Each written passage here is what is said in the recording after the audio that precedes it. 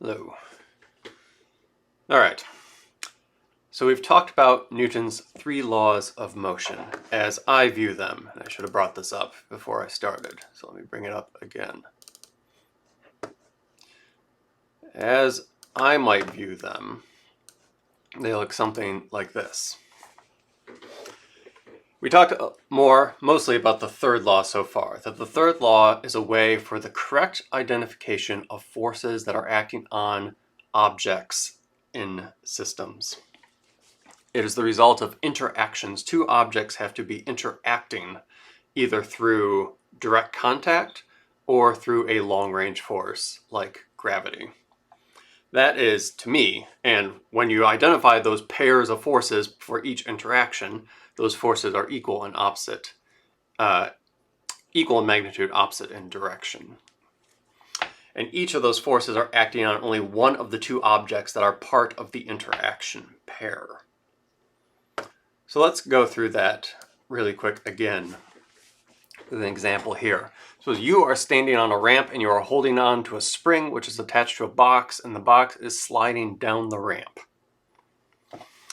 What real forces act on the box as it slides down the ramp?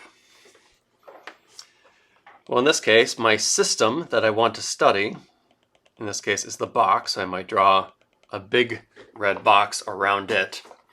And then I first look for things that are touching the box. So in this case, it looks like the spring is touching the box. So there's an interaction going on there. And the ramp is touching the box. So there's an interaction going on there. And if I look, there's nothing else touching the box. Are you exerting a force on the box? No, you are doing nothing to the box. You might be doing something to the spring, and the spring is then doing something to the box, but you are not exerting any sort of force or interacting with the box through any sort of interaction. And then once you've identified everything that the thing is touching, you can ask, are there any long-range forces I need to consider? In which case, we can approximate that the only long-range force we have to deal with is the force of gravity from the Earth acting on the box. And so then that creates another pair of forces. In that case, two gravitational forces, where the ones I've circled here are two sets of two interacting forces. So if I break it up below, and again, this is a great way to make sure that you're writing down all the Newton third law pairs correctly.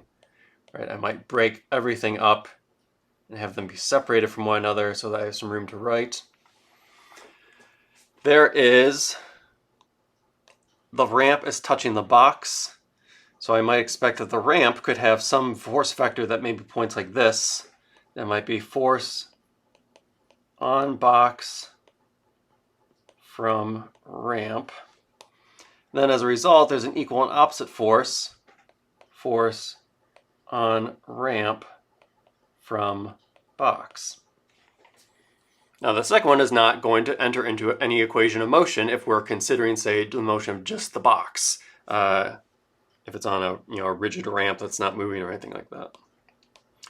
Then there's the spring, so I might imagine the spring has a force here. It might be F on box from spring.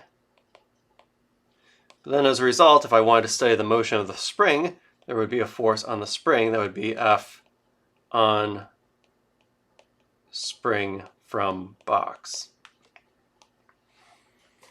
And I could keep going if I wanted to. These don't come into play with the box, but I am touching the spring, so there might be a force of F me on spring. And so as a result, there would be a spring force on me. There would be F of on, oops, sorry, I wrote that in the wrong way. There's to be F on the spring from me. So then there's a force on me from the spring as a result. If I were to study the motion of, say, my motion as I held the spring. And I'm touching the ramp as well. So it'd be force on me from ramp as well as a force on ramp from me. But since we're just focusing on the box here, we've identified everything that's touching the box. So that identifies the two vectors I wrote down. And then there's also the gravitational force as well. So there might be something like F on box from Earth's gravity. It's the symbol for Earth. circle with a cross. And then there would also be some force, if I were to draw the Earth here as well, F on Earth from box, gravitational force. And so ultimately, it looks like I've identified, if I want to write this as a free body diagram, that this box has 3 forces acting on it. And I'll just stick with the colors rather than rewrite all the long names. Now, admittedly, I'm drawing the arrows to have directions that I know is going to be what I anticipate the direction of these vectors to be. Newton's third law doesn't necessarily tell you that. It gives you the existence of forces, the direction and magnitudes of the forces. There you have to rely on models, experiments, and bring in more knowledge of kind of how these forces can be quantified as vectors. Right. So for example, I know that gravity pulls the box towards the center of the Earth, which I've oriented as towards down. The ramp has some sort of, the ramp component, the blue arrow, has some part that's pointing away from the ramp, but you might say, shouldn't it be pointing directly away from the ramp? Well, it's possible there could be an interaction of the ramp and the box as they slide next to one another. So maybe the net vector is something like what I drew in the blue. And then the spring force I'm bringing in that it pulls, right, the spring is trying to pull itself along the spring. But this thing about the ramp case, again, comes up a lot in that these 3 arrows I've drawn are the, quote, real forces acting on the box. And I've drawn that it might be possible that the contact force between the ramp and the box looks something like this. Now what this is there is a component of this vector that is parallel to the ramp. This arrow can be broken into 2 components. This is the part that is parallel to the ramp. And then this is the part that is perpendicular to the ramp. Those are just components of this real contact force, though they come up a lot that we give them names. We call the part that's parallel to the ramp friction. We call the part that's perpendicular to the ramp the normal force. But again, I want to emphasize the normal force and the friction force are not real forces in the sense that they manifest themselves independent of anything else that's going on. They are simply names that are given to the components of the real force that arises from the fact that the ramp and the box are touching one another.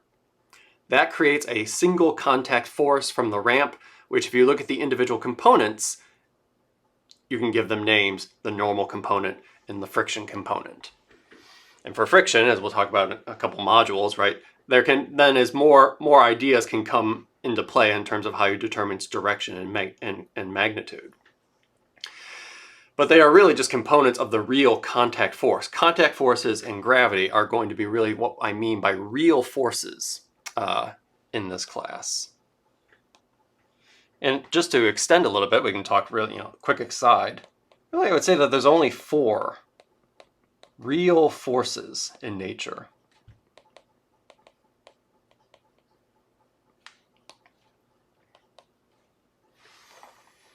One of them is gravity. It's a long-range force. It's pretty weak. It's the weakest of all of these. And it acts on the entire volume of the object, right? I have an apple.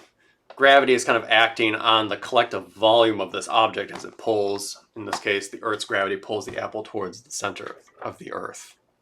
One we are familiar with. Another one you're familiar with is electromagnetism, the electromagnetic force. It, thinking of intro physics, where you most likely deal with Biot-Savart's law and Coulomb's law, right? Those can be thought of as long-range forces as well. We won't worry about them in a class like this. But electromagnetism really is what I mean by contact forces. The fact that I can push my hands together and there is forces that are exerted on each of these hands from this contact is an electromagnetic force, right? Bonds that are holding my hands together as solids, those electromagnetic bonds are interacting as as I push my hands together, and this resistance that I'm feeling is a result of electromagnetic interactions that are going on between my hands. You know, my butt as I sit on this chair, you know, you've learned that atoms are mostly empty space, so that means I am mostly empty space, that means this chair is mostly empty space, yet I am not falling through the chair. That is happening because of electromagnetic interactions that are going on between the chair's molecules, you know, and my own molecules. Some quantum mechanics is thrown in there as well. Something called the Pauli exclusion principle. But again, these are arising from electromagnetic interactions that are going on the microscopic scale. So in this case, I might think of the electromagnetic interactions as in this case, the contact forces. Friction, great example of something that is modeled through experiment as the interaction of, or as electromagnetic interactions that are going on between the two objects that are rubbing against one another. Gravity will be our long-range force in this class. Then the other two are ones you are probably less familiar with, which are the strong and the weak nuclear forces.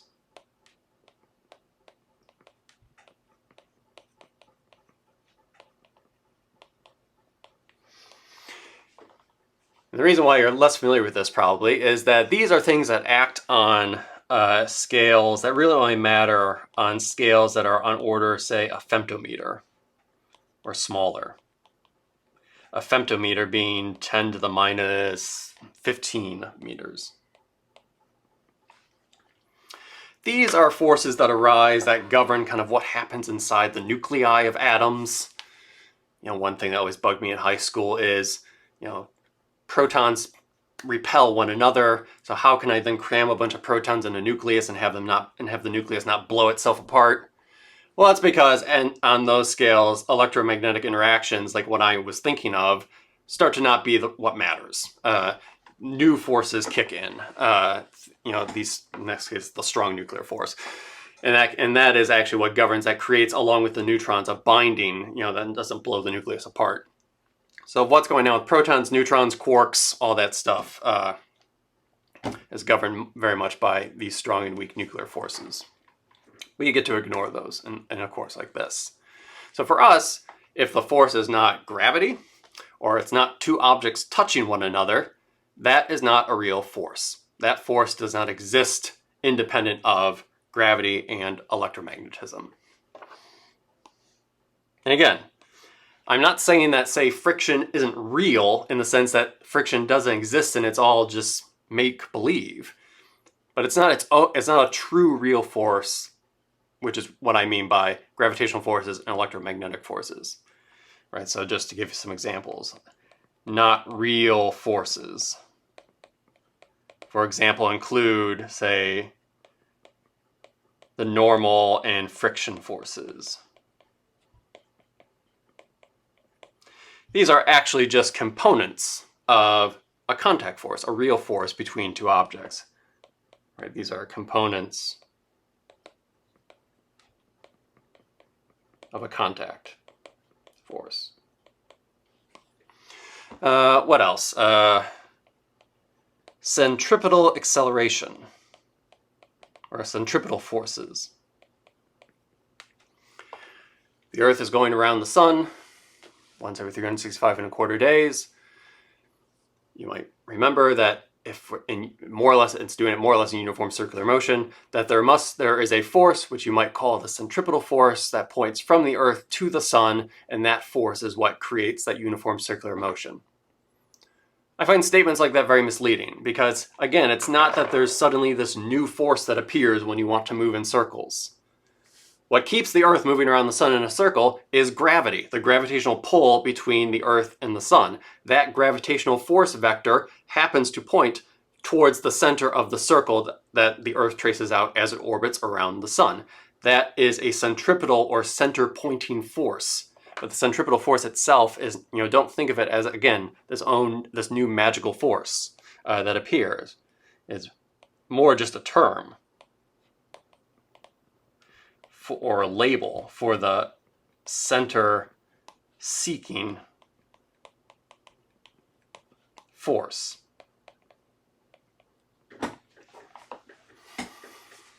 And then some others that you might have heard of that are not real forces might be something like the Coriolis force or the centrifugal force. These are sometimes called fictitious forces. And these arise because, as we'll talk about in a second, is that they are arising because you're trying to do physics from a bad point of view. In these cases, they result from the fact that you're trying to do physics on a rotating Earth without properly factoring in the fact that the Earth is rotating. When you do take that into account, you can introduce fictitious forces that correct for the fact that the Earth is rotating, as you do, these experiments where I throw an apple into the air and let it fall back down. So they're kind of corrections to the fact that you're doing physics from a bad point of view, and you're correcting for it by introducing these fictitious forces, which more or less arise because of geometry. But they are, again, not real forces in that sense. So, Newton's third law gives us a great way of how to identify real forces and correctly identify Newton's third law pairs. Just because two vectors are equal and opposite in magnitude does not automatically mean they're a Newton's third law pair. I think I used the example last time of I have a box sitting at rest on the table. The table's contact force pointing up is equal in magnitude to the gravitational force pulling the apple down, but they are not Newton's third law pairs. They just have, the normal force has adjusted its magnitude so to balance gravity, not because of Newton's third law. They are more because of Newton's second law. But that's next module. So Newton's second law. Let's bring this guy back up. Non-zero net forces result in the change of a particle's momentum, m times v. When the mass is a constant, we can rewrite this as that the particle undergoes an acceleration that is equal to F net over m. That the acceleration an object experiences is the net force it is feeling divided by its mass. Now we're not going to delve into Newton's second law in detail this time, but just to give some context is that Newton's second law is providing a dynamical law to calculate the motion of a particle. So Newton's second law provides a dynamical or mathematical law to determine the motion of a particle, or motion of a system rather. But we're going to stick with particles for the next couple modules. So again, mathematically, we want to get a little bit better appreciation for what this means. If I write that A equals 1 over m F net, which might be mathematically interpreted as 1 over m times the sum of all the individual forces that are acting on this particular object. This is a vector expression. The acceleration, by identifying it as the second derivative of position, which is usually what we are trying to seek to find, says that the second derivative of position is equal to 1 over m. And I'll go back to using F net. This is an example of a second order differential equation.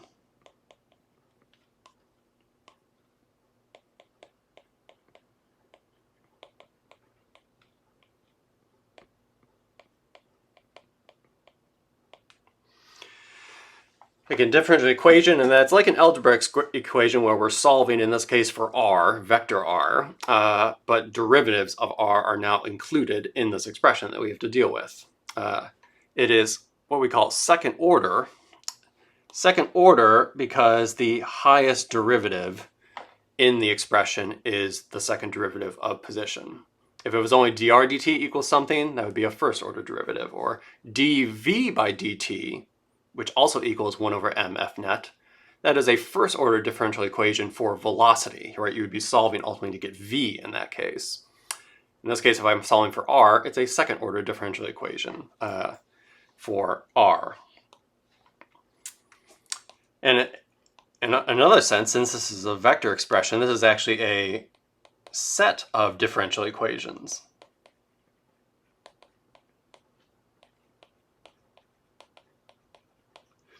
one equation for every coordinate that you're dealing with. This or 3D system, these would be a pair of 3 differential equations that you would be solving in order to determine the ultimate motion of this particle, say, in all those dimensions. So ultimately, we want to be very comfortable being able to use Newton's second law. We can now identify forces with aplomb using Newton's third law. But we can now ask ourselves, when can I use this expression? When is Newton's second law actually valid? Does it always work? Can I always use Newton's second law? Well, even without quantum mechanics or relativity, it's not that hard to find weird examples examples where something weird seems to be going on. I kind of gave one already, talking about the Coriolis and centrifugal forces. It's a very simple experiment for me to say I want to study the motion of this apple when I throw it vertically up into the air, starting from some initial velocity once it leaves my hand, and then letting gravity determine the subsequent motion. In a classroom, you can do that, and you can get the kind of usual stuff you do in a kinematics section of a course. But again, if I throw this higher and higher and higher, and I'm not dealing with air resistance or turbulence in the atmosphere, and there's no ceilings in the way, I eventually could throw it high enough and have it, as a result, fall not vertically down back into my hand, but it seems to have veered a little bit and will have moved past me. Now in that case, I threw it vertically upward. So any forces that came from my hand pointed up. And then once it left my hand, the force from my hand disappeared. Common misconception in introphysics where they think that as the apple is moving up, that my hand is still doing something at this point. The minute it loses contact with my hand, that force vanishes. Of course, in this case, then it's just gravity that's operating on the apple. And gravity we're going to take to operate pointing directly downward. So to get the apple moving, I initially only had vertical forces pointing up. Gravity still exists, of course. Gravity hasn't turned off. And then when I remove my hand, it's just gravity, which is straight down. Now, if I've set up the apple, I've set up the system such that its motion is initially entirely vertical once it leaves my hand, that means there's a 0 velocity in any sort of horizontal direction. Gravity's pointing straight down. That force results in an acceleration that's downward, and the thing slows down and eventually returns back, and then eventually falls back down. But to have it go up and then come back down, to have it deviate from the vertical path I would have expected, its horizontal position has changed. How do positions change? Velocities. That means it had to have had some sort of non-zero velocity in order for the apple to have moved over. But it started with 0 velocity in the horizontal direction once it left my hand.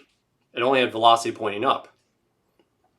So that means that it went from having 0 horizontal velocity to some non-zero horizontal velocity. How do velocities change? Accelerations.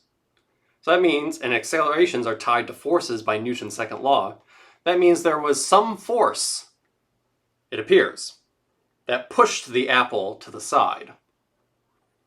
Though try as I may, again, I've gotten rid of all the air, I've gotten rid of ceilings, there appears to be no force that is actually pushing on the apple to create it, to have it then gain some non-zero velocity and fall besides me instead. So what gives? If there's no force, there should be no acceleration. If there's no acceleration, velocities can't change. Yet in this case, it seems like it is. So that's weird. Something weird is going on there. Or there's some invisible force that I'm unaware of. I have another kind of 1D example is you're driving in a car and you have an air freshener that's hanging down. When your car is stationary, and to give a clue as to where the answer is originating from, if your car is traveling at a constant speed, the air freshener would hang straight down. These are easy experiments you could do in your own car. But then you decide to floor it, and you give the car some non-zero acceleration. In this case, maybe you're speeding up towards the right. Then you notice the air freshener moves back, so that it's now kind of leaning towards the back of the car, right? If I'm facing the direction I'm driving, it kind of goes from this and then kind of goes back this way while the car is accelerating towards the back of the car. But what's doing that? Again, if it was hanging vertically and not moving in any sort of horizontal direction, and then I start to accelerate that way, but then the apple, as a result, starts to do this. Something had to push the apple to move, to go from having a 0 horizontal velocity to some sort of non-zero horizontal velocity to cause it to move. And then you'll notice that after you accelerate for a while, the apple kind of leans back, or the air freshener leans back and then just stays there, but at an angle. It doesn't become vertical again while you're accelerating the car, but it's kind of just leaning backwards. And you could ask, what's going on there? Well, still something weird has to be going on, because if from the point of view of you in the car, the reference frame here is kind of you in the car. You look back, you see the air freshener is leaning back, and you can say, okay, my eyes are on the road, but I'm going to do a quick force body diagram on this air freshener. You would identify that gravity is kind of pulling down. You know enough from intro physics to know there's some sort of tension force from the rope that is pulling it kind of along the rope. And that's it. Nothing else touching the apple in that case. Well, if I look at those two vectors and I add them together to apply to Newton's second law, that suggests that there's a net acceleration that is pointing probably in this direction. So then why is the apple not returning back to its forward position? Why is it just hanging out there? It's as if there is some secret force that is pushing it back, upside down question mark, that is pushing it back so that there's no net acceleration. And if it has a 0 velocity, it just hangs out there, but with a tilt. Though you cannot, try as you might, identify what that force is. Something's weird. In both of these cases, it seems like Newton's second law is not giving you the right answer. What's happening here? Well, we can state that Newton's second law is valid in what we will call an inertial reference frame.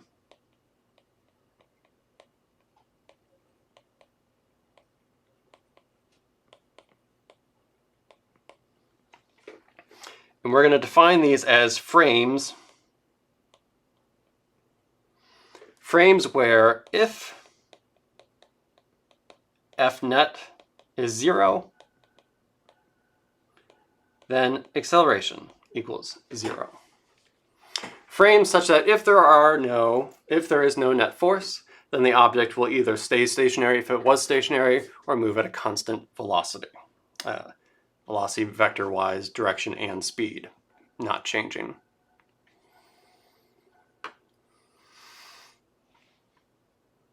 So establishing whether or not you can use Newton's second law is really saying that you must make sure before you start crunching numbers that you put yourself in an inertial reference frame. One that if you know that there's no net force acting on the object, the acceleration will be identically 0 in that case. And this is related, though not the same thing as what we've been talking about with coordinate systems. I can place a coordinate system down, and the coordinate system is placed down to explain the motion mathematically.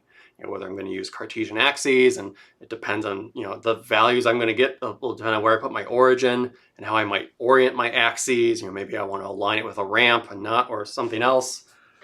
But that's just for the mathematical description of what's going on. And you can have a coordinate system that, say, if you're in a car, you can have a coordinate system that moves with the car, right? So that the origin of the car is always at, say, the driver's seat as it moves. And the coordinate system can move, and it can accelerate, and it can do whatever you want it to do to go along with your physical system or your physical kind of reference frame that you're trying to analyze and use Newton's second laws in. The reference frame is the physical, this is kind of circular because I was about to say the reference frame is the reference frame you're using to analyze motion. But it really is, it's the point of view that you're choosing to write down and actually ascribe this motion, within. It's anchored to some sort of, how do you say reference frame without saying reference frame? It is anchored to some sort of point of view. Now, the Earth is a common example. Often when we do things on the surface of the Earth, we'll take, say, the Earth to be kind of the anchored point of view we're doing things from. And we might put our coordinate system such that the origin in y equals 0 is at the ground. We don't have to, right? Again, that's a different thing compared to me saying I'm analyzing motion from the perspective of someone stationary on the surface of the Earth. Doing it from the floor of the train as the train moves could be another reference frame. Again, you can put down a coordinate system wherever you want, but you're viewing motion from the perspective of someone stationary on the train as it moves. If you want to go celestial, the sun, the center of the sun, right? Or from the point of view of a sun that you have stationary in the center of the solar system, and then as planets and moons move around, you're doing it from the perspective kind of a stationary astronaut that's kind of just hanging out in space. Watching all this go around, or the floor of the elevator that's in free fall. These are all perfectly valid reference frames, but they are not all inertial reference frames, in that some of them give you the wrong answer when you try to apply Newton's second law to motion. It seems like I've been saying that the Earth is a terrible reference frame, or rather it's not an inertial reference frame, it's a fine reference frame. I shouldn't have said that, but it's not a true inertial reference frame because the rotation of the Earth, right? Maybe you need to factor that in as well. Or maybe you need to factor in the fact that Earth orbits the sun. So it's constantly moving in a circle around the sun. And the whole solar system is moving in a circle around the center of the Milky Way. And the Milky Way is accelerating towards the Andromeda Galaxy. It will merge with the Andromeda Galaxy in billions of years. Sorry if that ruins your day. But all these other factors build in to make certain points of view not ideal points of view if you want to then apply Newton's second law. Sometimes you can approximate them as inertial reference frames. Why we never bring this up really in intro physics is that, yes, the rotation of the Earth does screw up the surface of the Earth from being a true inertial reference frame, but as long as I'm not throwing apples too high into the air so that I can start noticing these things, I can approximate, say, the classroom as an inertial reference frame. Now, people who are launching, transatlantic missiles, they have to take that into account. The thing is going to be in the air a long time. The Earth might rotate considerably during that missile's travel. It can't ignore these facts. So how do you know whether or not your frame is inertial? Well, I would say that Newton's first law applies a sort of test. And I will admit this is somewhat abstract. But Newton's first law kind of provides a test for you to figure out if your frame of reference that you're choosing is an inertial reference frame as well. Or if you need to potentially raise an eyebrow to your results, or maybe if you know how your reference frame is not inertial, how you might correct for it. Which can then do things like introduce fictitious forces like the Coriolis force and the centrifugal force. They are correcting for the fact that the Earth's surface is not a perfect inertial reference frame. So the way I wrote is, to determine if your frame is inertial, carefully remove all the forces acting on the system. If the system then moves with a constant velocity, your frame is inertial and Newton's second law applies once forces are reintroduced. So let's take, for example, and again, this is a bit abstract. I will admit that. Let's go back to the person in the car. The idea is that if I want to study the motion of something inside the car, I want my reference frame to be the car. So my reference frame is in the car. So again, what do I mean by that is that you can imagine, right, that you have blocked out the rest of the world. Maybe it's a car with no windows. I don't recommend driving in one of those cars, but you can imagine it's a completely sealed box that you're driving down, so you're not referencing the rest of the world. You're viewing the inside of the car from your point of view in the car. And And the kind of the blackness here is that, right, you're not doing this because it's easy to think, well, really what you're doing is you're thinking of what someone sees as the car whizzes by. Well, no, that's a different reference frame. That's a reference frame anchored to the ground of the earth. Where here we're kind of anchoring the reference frame to, say, the floor of the car as it moves. If I want to determine whether this reference frame is inertial, I should be able to place something in this reference frame that is not experiencing any forces, and we're going to actually, by that, take forces acting on in the horizontal direction. And therefore, if there are no forces that I can identify acting on the object in the horizontal direction, I should expect that object to always move at a constant velocity, which may mean if it's at rest, it stays at rest, or it might just be moving at a constant velocity. So here the test might be that on the slippery surface of the floor of this car, I put an ice cube.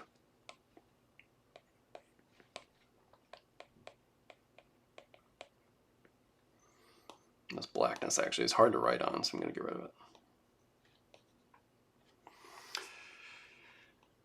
Now, if I were to study the forces acting on the ice cube, I would say, okay, there's a gravitational force pulling downward on the ice cube, and it's touching the floor of the car. So I expect that there is a horizontal force pointing up.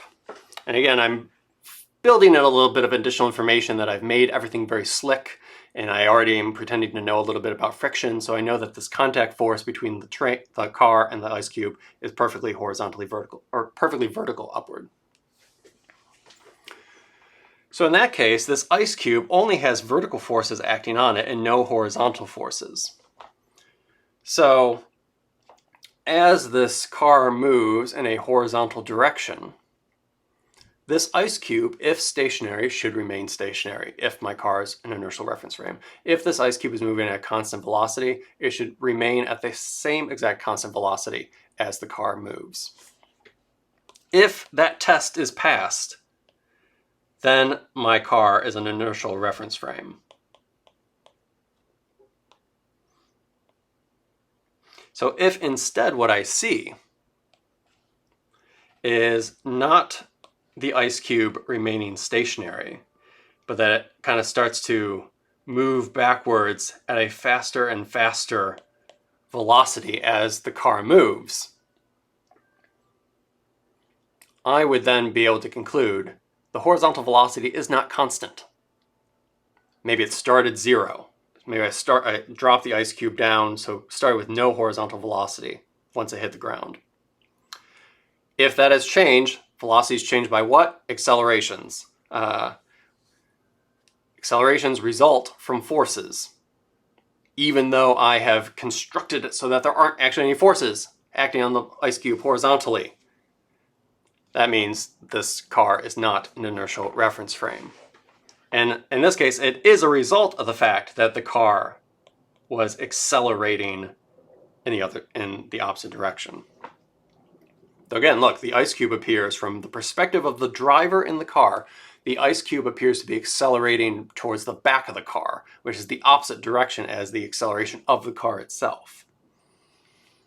If you had that additional piece of information, if you knew you wanted to do physics from the perspective of the moving car and the car was going to be accelerating, you could correct for that and still do Newton's second laws. But without that knowledge, you would observe that this is not a good inertial reference frame for you to do physics in.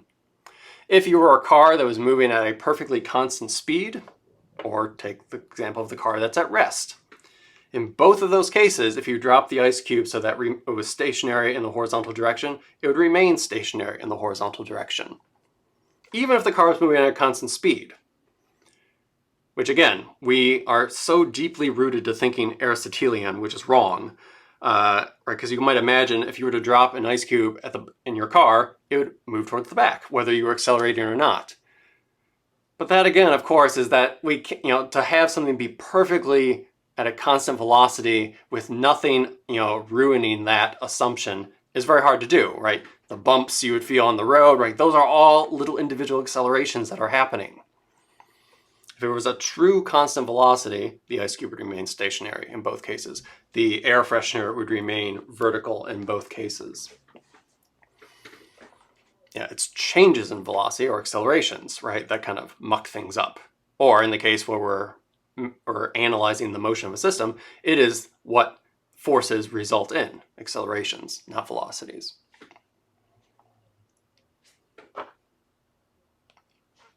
So this would then conclude not an inertial reference frame in that case. And you might be wondering, is it because the reference frame itself is accelerating? Absolutely, right? So essentially, you want to try to avoid reference frames that are themselves accelerating. The car that's speeding up. Again, you can take the car that's speeding up, right? Or the plane that's taking off. When the plane's in the air, coasting at a constant velocity, which is hundreds of miles per hour, you don't have to take that into account if you need to get up from your seat and go to the restroom. You do feel the fact that the plane is doing something when you're taking off and landing, and you feel yourself thrust back into your seat, or you feel yourself plowed forward, because there are extreme accelerations going on. Take the case of the plane braking. Right? If you tried to analyze the motion of your body as the plane was braking, you feel yourself suddenly thrust forward, as if the chair maybe gave you a kick or something like that. Of course, that's not what's happening, but something, especially because once your head leaves the chair, you still feel yourself kind of thrust forward. But what's pushing on the back of your head in that case? Nothing. Though it feels like something's pushing on the back of your head as the plane brakes. So you might say there's some invisible force that's pushing forward on me. Well, no, you're not in an inertial reference frame. You're trying to do physics from a bad point of view. From someone outside the plane, they would reach a different conclusion. Let's go back to this and use the car instead. Suppose here's you careening. Here's the ice cube that you've set up to be perfectly stationary, and the car is accelerating. But now you're going to do the physics experiment from the point of view of the stationary ground. And you want to analyze the motion of this ice cube. Well, you would start by saying, okay, what forces are acting on the ice cube? And you would reach the same conclusion. There's gravity pointing down, and then the contact force with the car pointing straight up. So you would correctly conclude that the ice cube should not accelerate in the horizontal direction. And if the ice cube remains stationary, it should always be stationary in the horizontal direction. However, then you could analyze the motion of the car and say, well, the car is accelerating towards the right. In that case, the car then accelerates forward, and in a sense, the ice cube kind of gets left behind as a result. Because there's nothing that's making the ice cube move forward or back. So as the car moves forward, it accelerates forward and kind of leaves the ice cube behind as a result. So it ends up in the back of the car, but not because it moved back there, but because the car moved forward. Same idea with the plane. As the plane brakes, you are kind of thrust forward, but essentially you're still moving at the original speed before the airplane started braking. The airplane is what is slowing down, and so you're kind of leaving your seat as a result. All right, so Newton's first law says inertial reference frames exist. More or less you want to avoid accelerating frames. But again, we'll come back to this in a couple of modules. You can fix this. If you knew what the acceleration of the car was, you could correct for this. But again, the idea is that you want to establish an inertial reference frame first, and then do Newton's laws of motion in that case. All right. Okay, I wanted to chime in real quick and make one correction, or something I think I said that was not perfectly clear. So let's go back to the example of the car, the ice cube that was set up to be perfectly stationary on the car. And I believe I had said that if the car was moving at a constant velocity forward, the ice cube would not move. That's a little imprecise, because if there were no friction between the car and the ice cube, I have to be a little bit careful what I mean by when I say that the ice cube is set up perfectly stationary. If the car was set up perfectly stationary, and this again gets to the idea of bad reference frames.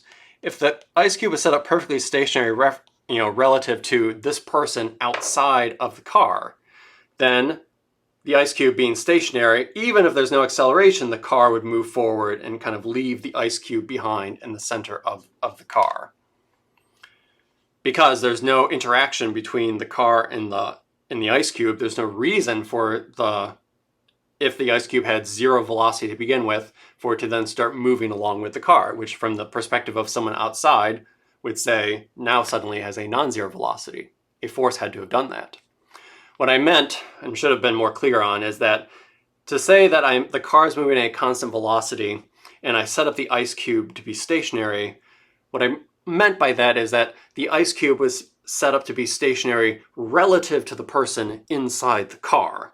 So that the person inside the car says that I did not give the ice cube kind of a non-zero velocity relative to them as the car continued at a constant velocity. In that case, both the ice cube and the car would then move together, and the ice cube would not move relative to the person in the car. And again, what would the outside observer see in that case? Well, in that case,